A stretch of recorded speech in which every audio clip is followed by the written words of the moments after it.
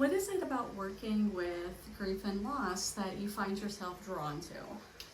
So grief is so universal. Nobody is free from it. You know, we encounter it in different aspects of our lives, but it's still, even though it's universal, it's such an individual response.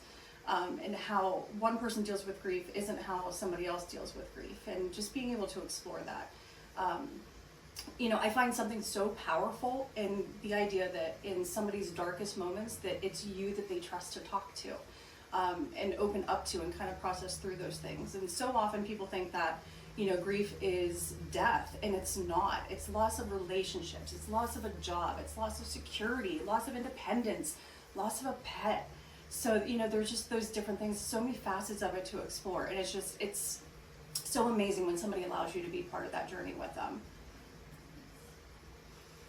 When did you find yourself starting to get drawn towards working with the grief and loss population?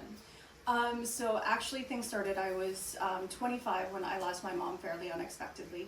And it was just my responses and my closeness with her that made it so that I could go and, you know, kind of be drawn to that and kind of explore how everybody dealt with it differently. Just, you know, between myself and my siblings and my dad, you know, just seeing how each one of us dealt with it differently. And just learning how everybody, you know, kind of processes through that. And it's kind of just going through things. It opened up a lot of doors to be able to see, you know, just different aspects of grief. And, you know, not just looking at it with the death of my mom, but just, you know, the changes in how my dad responded to her being gone, and, you know, changes in his independence and his, you know, financial status and those sorts of things that just kind of opened up my eyes a lot. You know, just as far as like just how big the realm of grief is. And then I just moved to get my grief certification from there, just to kind of start exploring how it impacted everybody else too. If you had to give one piece of advice to somebody who is trying to support a loved one who has had a loss, what would it be? It's not about you. It's about them, and it's about being the best support that you can be.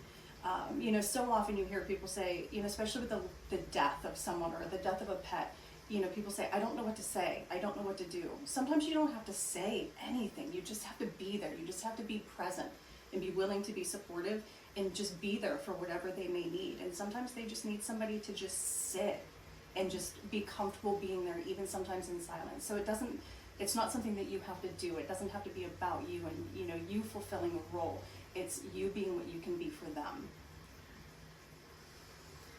A phrase that we often hear far too much when somebody has had a loss is well-meaning friends, family, people around them saying, aren't you over it yet?